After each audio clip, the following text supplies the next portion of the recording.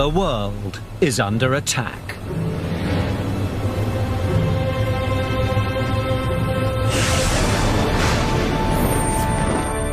The perpetrators, an army of bloodless, boneless phantoms from the deep, billions strong and growing.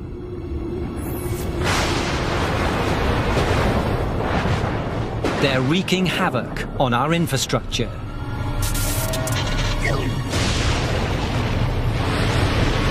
Destroying our food supply. And turning our beaches into battle zones. They were all over the place. She was stung on her chest, her back, her stomach, her face. I think it's crazy. I've never seen anything like this.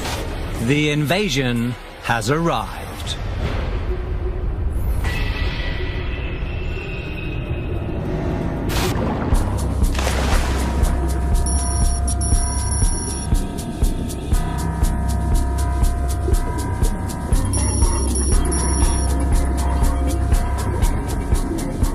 The coastal waters near Key West, Florida.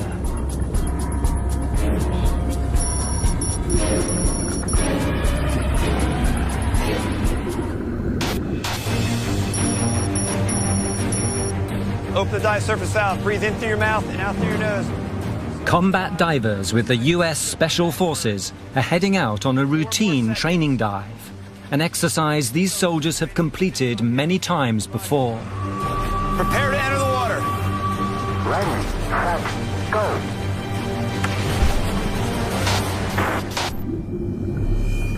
But on this night, things will go terribly wrong.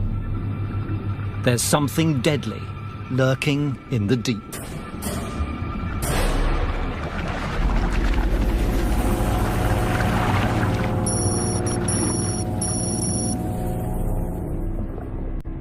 So I'm just going to talk to you. My partner and I were swimming into the beach. Once we got roughly 500 meters from the shore is when I felt the sting.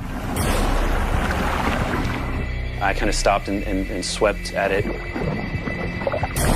We surfaced. You all right, dude? No. I told my partner, just to keep an eye on me because I was starting to feel a little off. Once we got to shore, I started losing control of my own body. What's going on?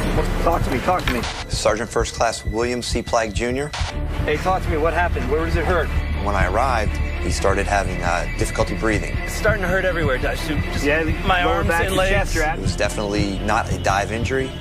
I started to panic. I didn't know what was going on with me. Can you breathe? It was something that was indicative of dangerous marine life.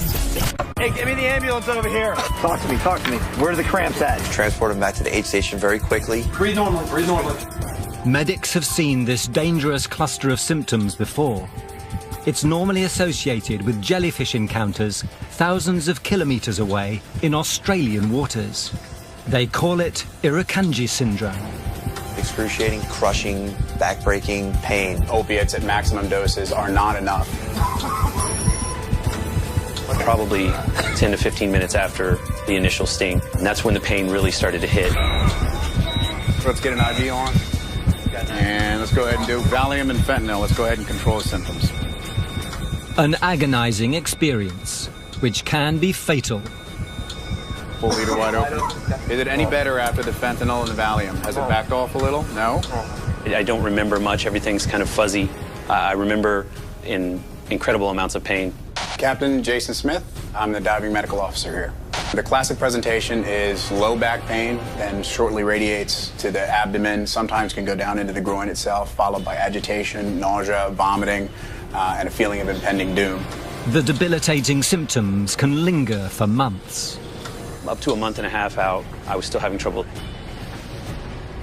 It's the worst case of Irukandji syndrome the unit has ever seen, but it isn't the first. We've had a string of about 7 over the last 2 years, where they're all night stings and present almost the exact same way. There is a prime suspect for these aquatic attacks.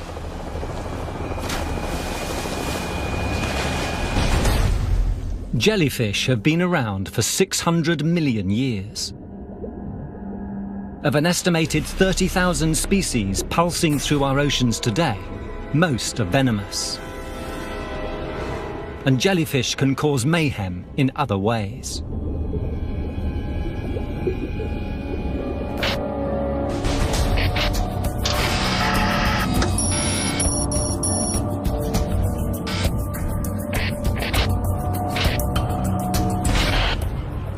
December the 10th, 1999, Manila, the Philippines. It's Christmas time, and people are in a festive mood, until a population of 40 million is suddenly plunged into total darkness.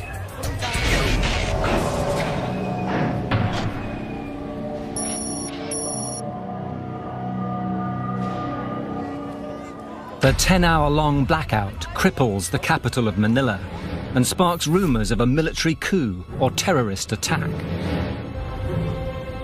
The next day, the real culprit is revealed: a gigantic swarm of jellyfish, over 50 lorry loads, sucked into the power plant's cooling pipes.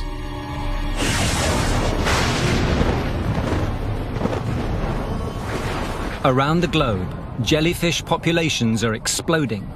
They're becoming a very real threat to anything operating in the water. In 2005, an army of these gelatinous invaders suddenly shuts down a nuclear reactor in Sweden. In 2006, a swarm of jellyfish hits one of the largest aircraft carriers in the world, the USS Ronald Reagan. Clogging its condensers, the jellies partially disable the ship's operations. But they're not just in the oceans. Freshwater species have invaded 6 continents, proliferating across all but 5 US states. They've even advanced into man-made habitats.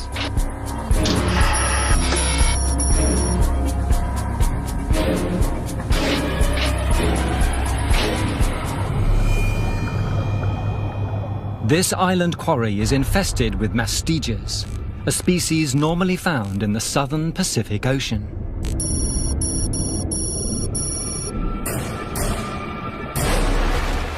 Dr. Monty Graham is a marine scientist from the Dauphin Island Sea Lab in Alabama.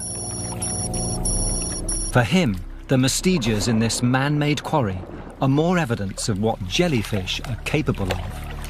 So what we have here in this quarry is one of evolution's great success stories. The jellies, they have evolved over 600 million years. They're widely considered some of the first animals to be free swimming in the sea. And they're able to survive and thrive in even the most hostile marine environments. Jellyfish can travel around the world in ships' ballasts. But how a species from the southern Pacific came to this landlocked Florida quarry is a mystery. What's even more astounding is how they survive here.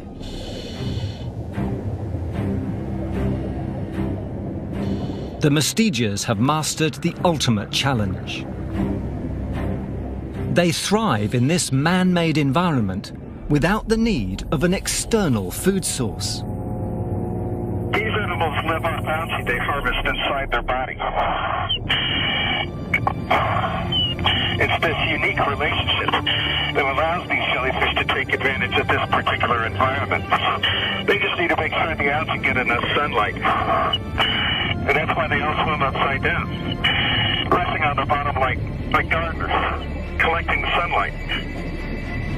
It's just one of this animal's survival tactics, helping it colonize the planet and putting it on a collision course with man.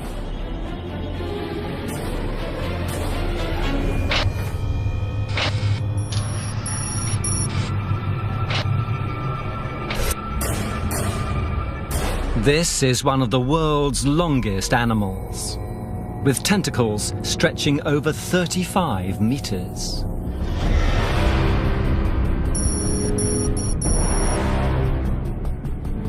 The lion's mane jellyfish normally roam the Arctic, the northern Atlantic, and the northern Pacific Oceans. And when they come in contact with humans, one individual can cause mayhem.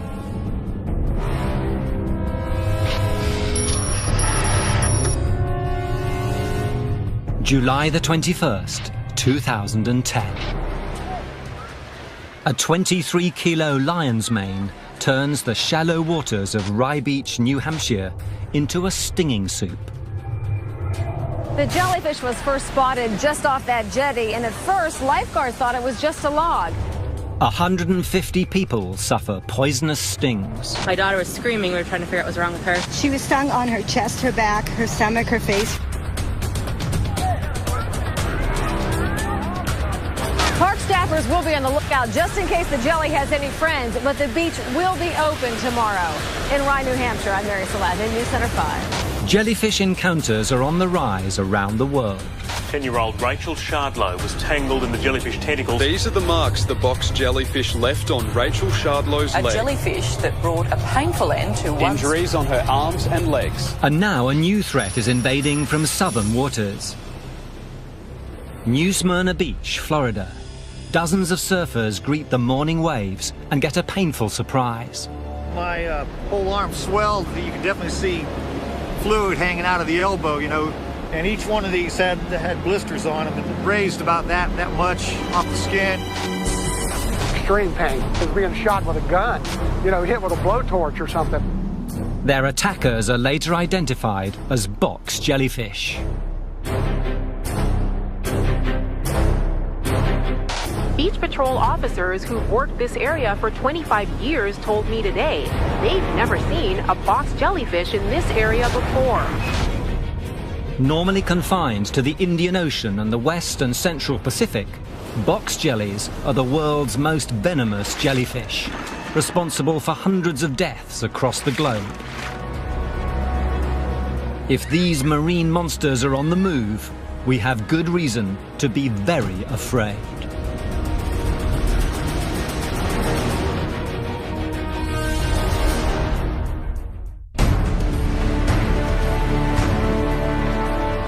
The Hawaiian Islands. Tourists from around the world are drawn to the pristine beaches and crystal waters.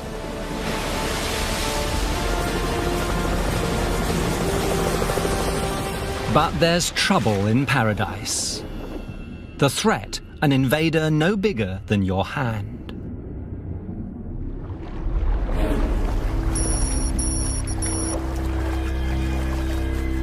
July 1997. It's in the early morning hours when Angel Yanagihara goes out for a swim that is nearly her last. It was about 6 a.m. and I was coming in and suddenly I got hit by something all on the neck.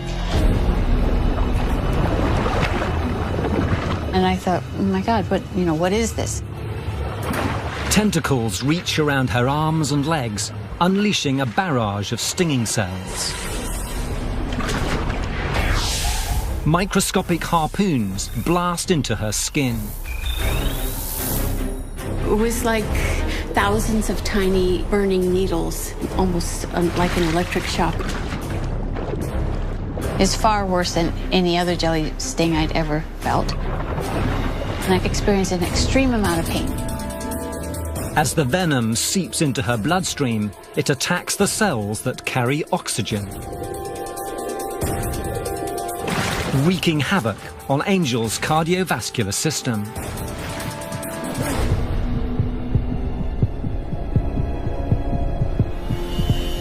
I felt very disoriented, anxious. I was exhausted. For 15 long minutes, Angel struggles to make it back to shore. I was having trouble breathing and wheezing. She barely makes it out of the water alive.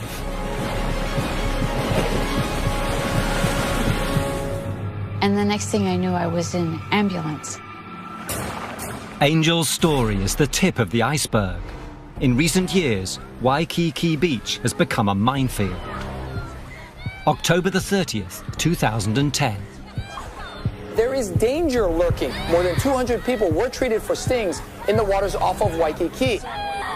Since the 1980s, box jellyfish have been coming here to spawn, arriving about 10 days after each full moon.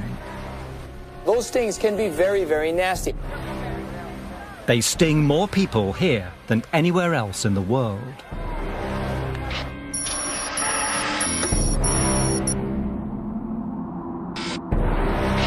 "13 years after her near-fatal encounter, Dr. Angel Yanagihara is a biochemist at the University of Hawaii. She's dedicated her career to unlocking the box jelly's venomous secrets. For over 40 years, people have been trying to figure out what makes up this venom, why it's so potent, and how we could make an antidote. After years of trial and error, she's closing in on the answer.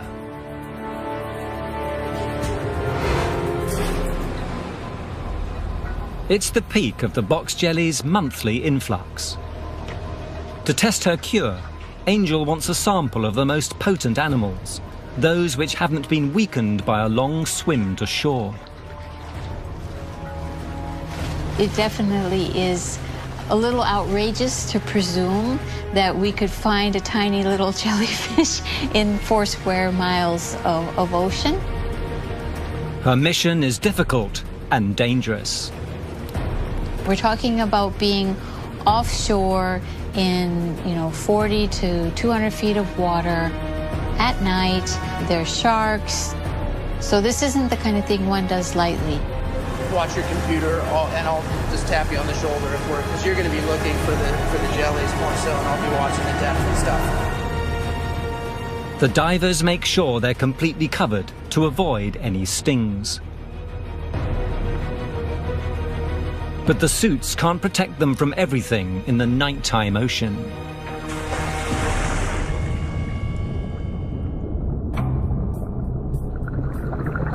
Angel dives down to the ocean floor, scanning with her torch.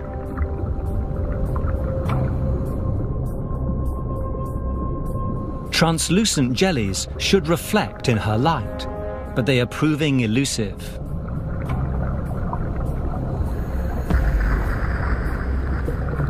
Dive time ticks away on the barren ocean bed.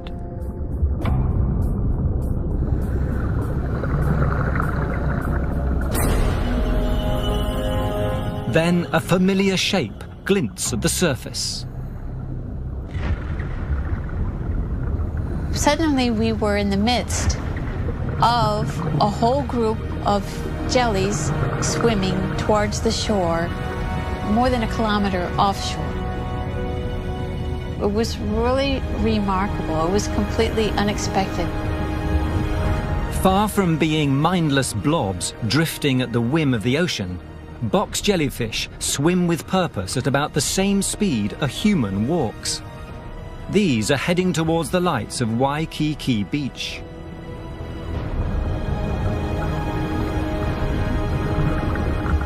Angel collects some of them for further tests in the lab. It made us wonder, do the eyes play a role in their swimming behavior? While most jellyfish are blind, box jellies have evolved with 4 eye clusters, one at each corner of their cube-shaped body. The clusters are largely comprised of primitive cells for detecting light and dark, but at the center of each is a single eye with remarkable similarities to our own.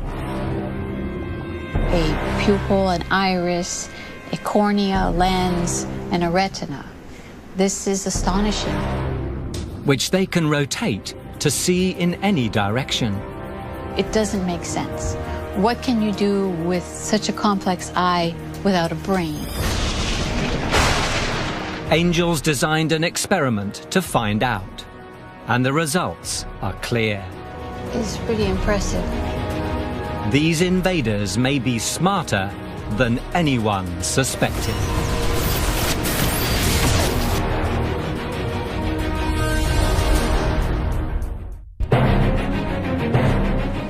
Waikiki Beach, Hawaii. Front line of the box jellyfish invasion. But what lures these potentially lethal stingers to the shore? One theory is they're drawn to bright lights. In her lab, Dr. Angel Yanagihara puts the box jelly's vision to the test. First, she replaces the ambient light with a barely visible red glow.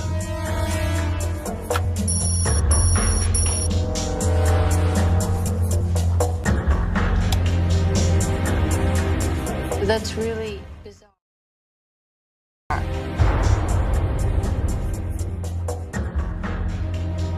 Completely stopped any activity. We never see that in the white light. Right. Could this primitive life form be adapting its behavior to the light? Generally, the ability to rest is attributed only to creatures with some kind of brain capacity. But these animals don't have a brain. Now, Angel tests the box jelly's vision against a simple obstacle course.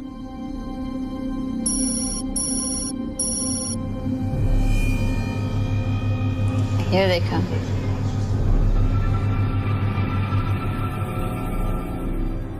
Well, ran right straight into it.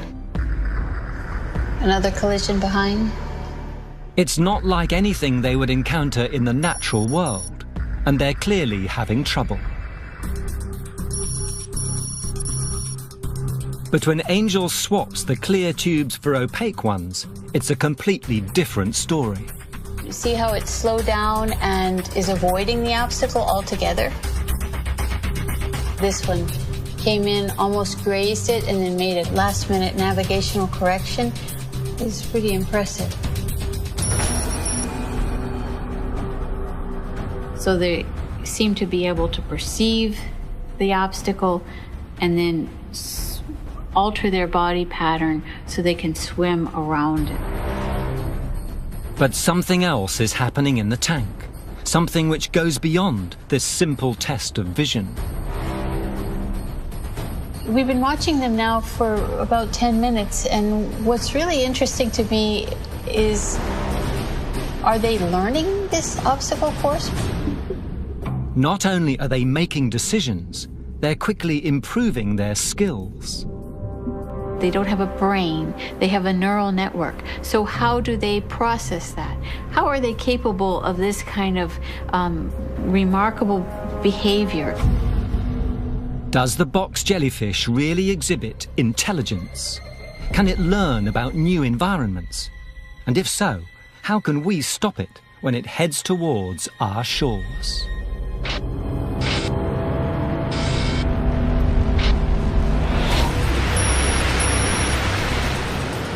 Around the globe, scientists desperately try to learn what makes jellyfish tick.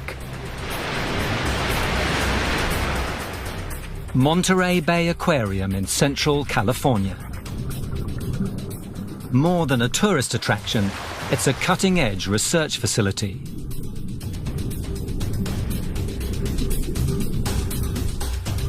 They've perfected the art of breeding jellies on land.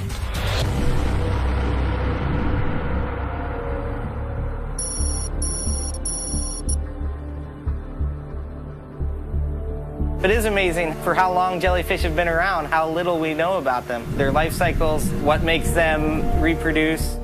Jellyfish reproduction is a bizarre process that blurs the lines between animal and plant. First, fertilized jellyfish eggs transform into microscopic larvae. These jellyfish larvae float through the water until they find a hard surface to cling to. Once grounded, they change into cup-shaped polyps, which then clone themselves over and over again, creating the seeds of a billion-strong army whose whereabouts are a complete mystery.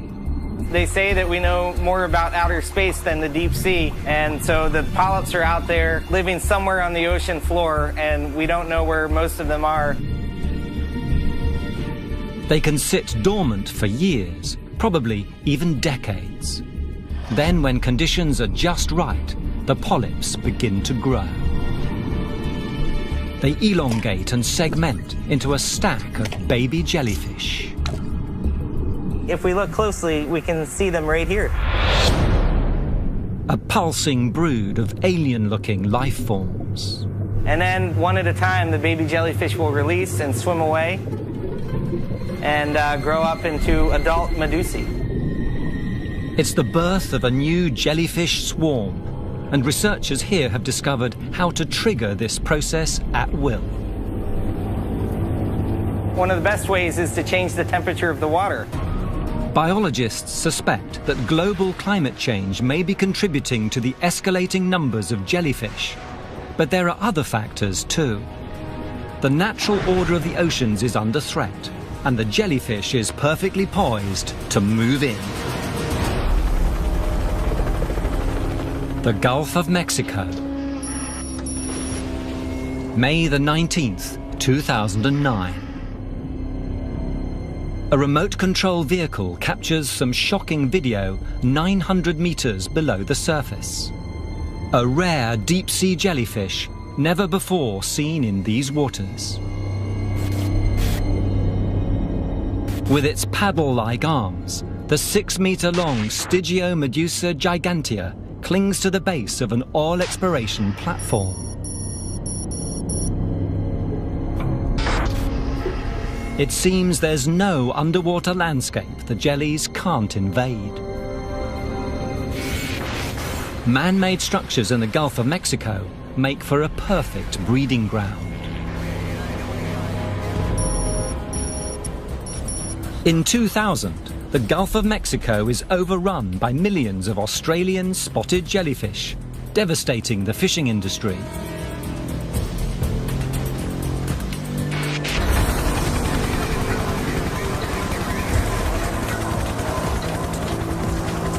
Dr. Monty Graham has been following the advance of these jellyfish for over a decade.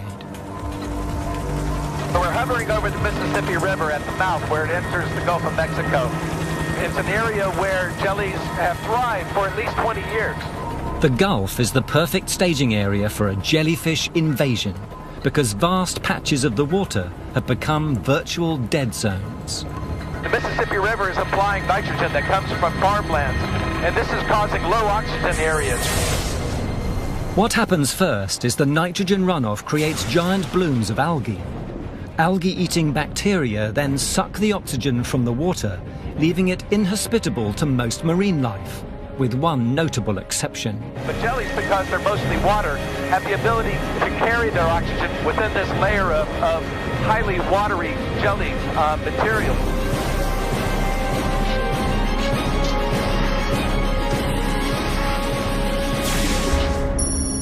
Back in his lab, Monty has designed an experiment to see how these dead zones affect the most basic life functions of fish versus jellyfish. His assistant prepares 2 tanks, one with low oxygen and one with a normal level. All right, so the low oxygen is 1.2, the high oxygen is 8.7. So that is pretty much what we have when the oxygen is low in the Gulf here. So it's pretty reflective, and you can already see that the jellies are doing pretty well in the low oxygen and the high oxygen. So both of the fish, when they go in, look relatively happy. Jellyfish look good. Everybody's swimming.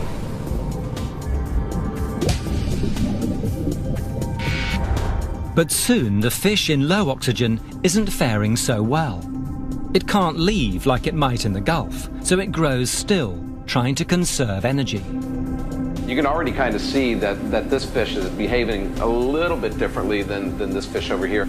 Every now and then he looks like he's taking a little more gulps and trying to ventilate his gills. The jellyfish seems completely unaffected by the lack of oxygen, as the fish slowly suffocates.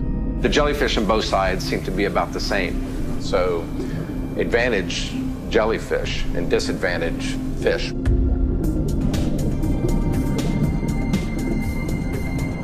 Monty's assistant rescues the fish in the low oxygen tank before it dies. Yeah, he's gonna be happy now.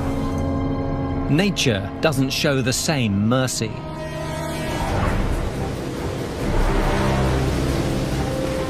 All year round, Monty's team tracks jellyfish in the northern Gulf of Mexico. Nail it. The threat is invisible from the surface.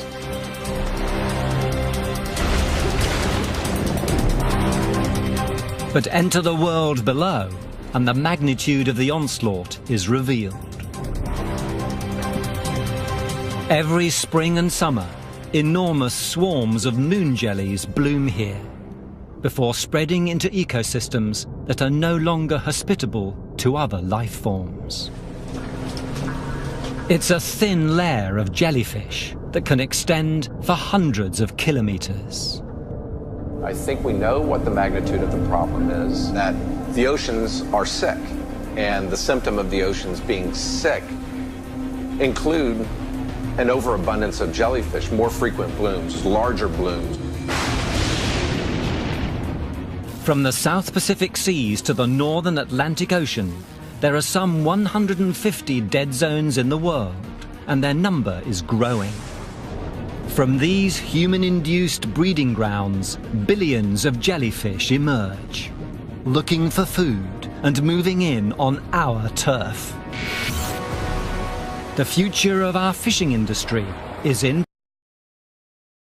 peril. This is a frightening vision of what might come.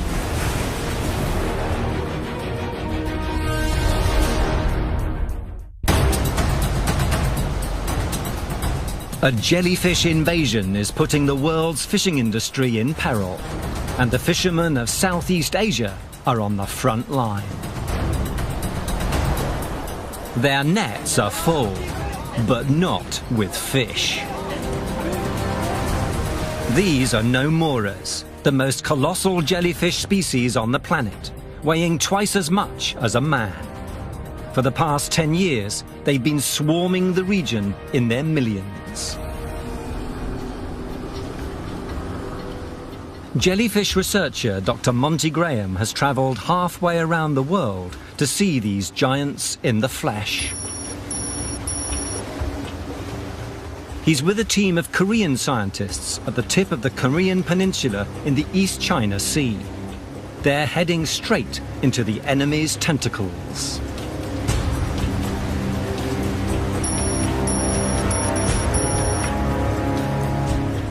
Every day, these fishermen haul in their nets, not knowing what they'll find inside. There are days when they can still bring in a decent haul, unharmed by the Nomura venom. But today is not one of those days. The swarms are already here.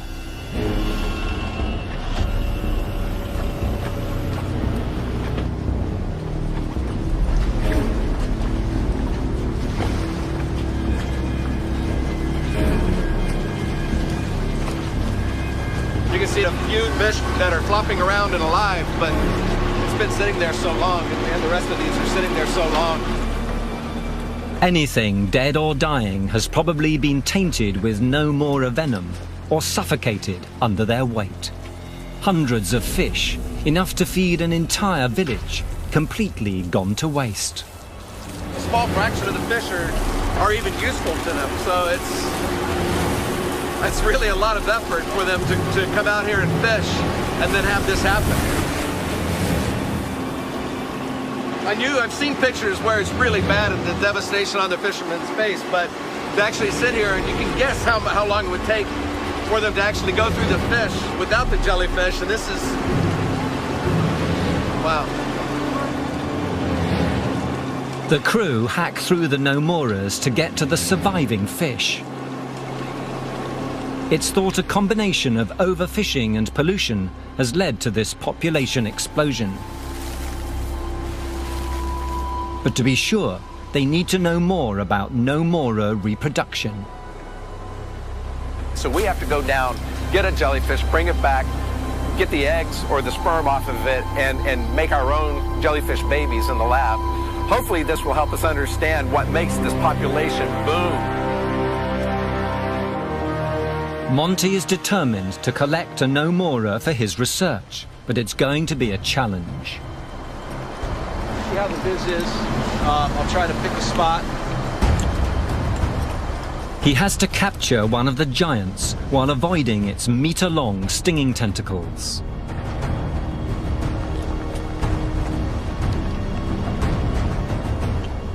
And he has to do it in overcrowded waters with poor visibility.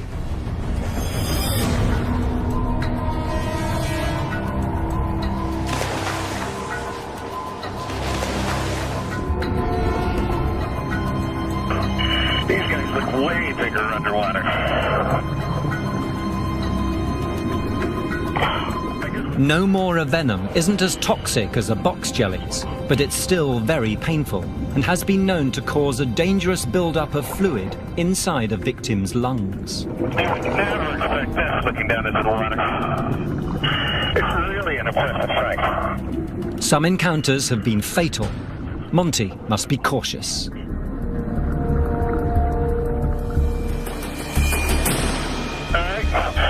Let's get a bigger specimen back and pull one of these out of the water.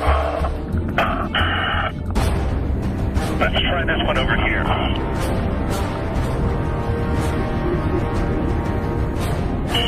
It's hard to tell, but I would think that this one weighs at least 100 pounds.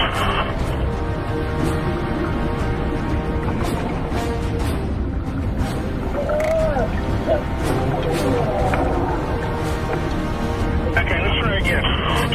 We need to do it from the top and pull the bag over its mouth.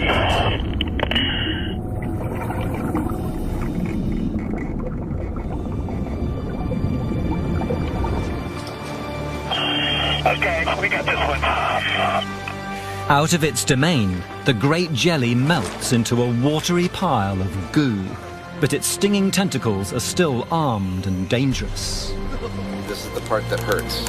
Yes. Gloves provide protection. Yes, I'm gonna.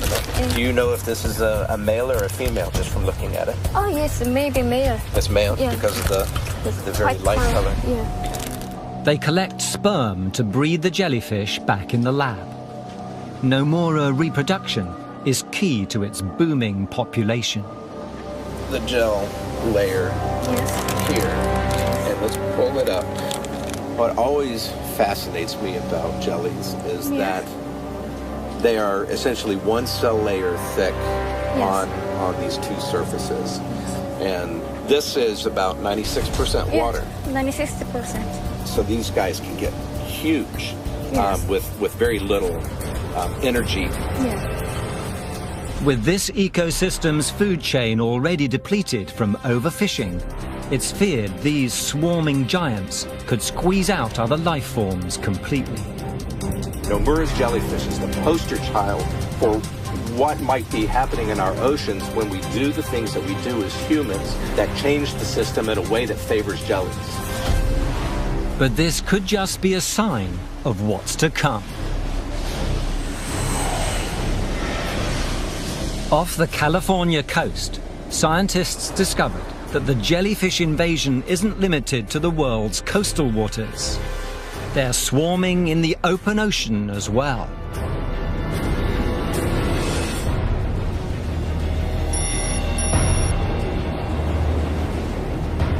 California's Monterey Bay is a national treasure, with one of the world's most diverse ecosystems.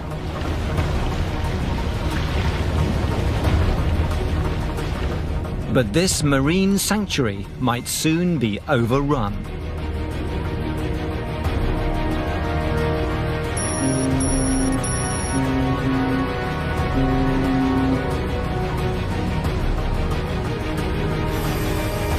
A journey to the depths of the Pacific Ocean offers a rare glimpse into the jelly's domain and a frightening window onto what might be.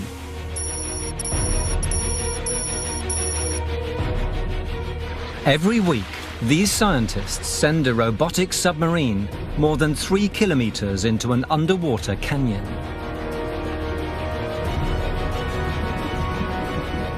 The sub beams back incredible images of one of the harshest environments on the planet.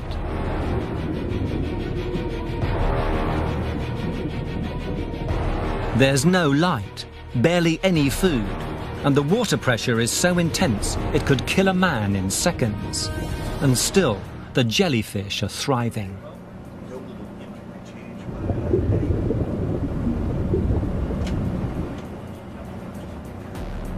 Dr. Bruce Robison and his team have monitored these regions for the past 15 years. The water here is getting warmer. The oxygen content of the water off the California coast is decreasing. We've seen animals disappearing almost entirely and others replacing them. Add to this the effects of overfishing and the depletion of the big, slow-growing species at the top of the food chain, and jellyfish are the winners in the battle for domination. A gelatinous animal grows fast, reproduces quickly, and can fill that niche before the species that's been removed has a chance to recover. It seems we've created a jellyfish paradise, and many scientists believe we might just have to adapt to this new gelatinous world. 50 years, 100 years, you might be eating the protein that originated from a jellyfish in order to survive as a society. But science still holds answers.